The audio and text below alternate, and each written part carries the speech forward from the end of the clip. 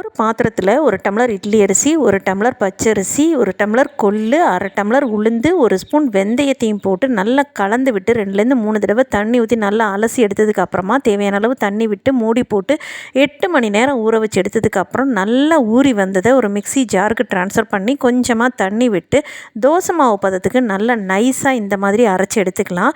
Again இதை அதே பாத்திரத்துக்கு நம்ம ட்ரான்ஸ்ஃபர் பண்ணிவிட்டு செகண்ட் பேட்சையும் அரைச்சி இதிலே ஆட் பண்ணிவிட்டு தேவையான அளவு தண்ணி விட்டு மிக்ஸி ஜாரை கழுவி ஊற்றிட்டு உப்பையும் சேர்த்து நல்லா கை வச்சு அடித்து கலந்து விட்டோம் அப்படின்னா மாவு நல்லா புளிச்சு உப்பி வருங்க.